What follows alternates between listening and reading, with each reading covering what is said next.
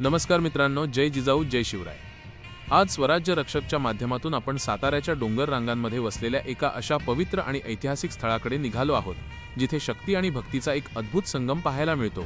परळीचा किल्ला म्हणून ओळखला जाणारा हा सज्जनगड म्हणजे केवळ एक लष्करी तटबंदी नसून ते महाराष्ट्राचे एक आध्यात्मिक केंद्र आहे। छत्रपती शिवाजी महाराज आणि समर्थ रामदास स्वामी यांच्या पवित्र भेटीची साक्ष देणारा हा गड आजही वारकरी आणि दुर्गप्रेमींना तितकीच प्रेरणा देतो। उरमोडी नदीच्या खोऱ्यात ताठ मानेने उभा असलेला हा किल्ला आपल्याला स्वराज्याच्या त्या तेजस्वी कालखंडात घेऊन जातो, जिथे राष्ट्ररक्षणासोबतच धर्मरक्षणाचा विचार जोपासला गेला। गडाची चढण चढताना लागणारी वळणे आणि सभोवतालचा निसर्गरम्य परिसर मनाला एक वेगळीच शांतता देऊन जातो। गडावर प्रवेश केल्यानंतर आपल्याला शिवकालीन प्रवेशद्वारे आणि आजही सुस्थितीत असलेली तटबंदी पाहायला मिळते।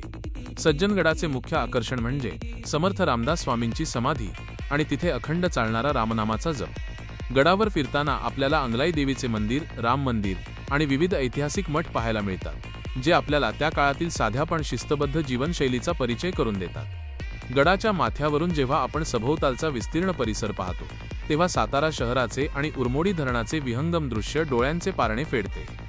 येथील बुरुजांवर उभे राहून जेव्हा आपण वाऱ्याची झुळूक अनुभवतो, तेव्हा स्वराज्याच्या रक्षणासाठी आणि रयतेच्या कल्याणासाठी खर्ची पडलेल्या अनेक थोर व्यक्तींचे स्मरण होते।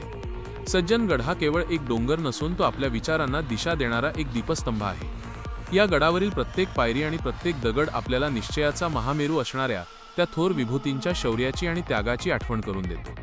निसर्गाचे सौंदर्य आणि इतिहासाचे गांभीर्य अनुभवण्यासाठी प्रत्येक शिवभक्ताने या पवित्र गडाला एकदा तरी नक्कीच भेट द्यायला हवी। जर तुम्हाला आपल्या महाराष्ट्राच्या या आध्यात्मिक आणि ऐतिहासिक वारशाचा हा प्रवास आवडला असेल, तर आपल्या स्वराज्य रक्षक चॅनेलला नक्की सबस्क्राईब करायला विसरू नका।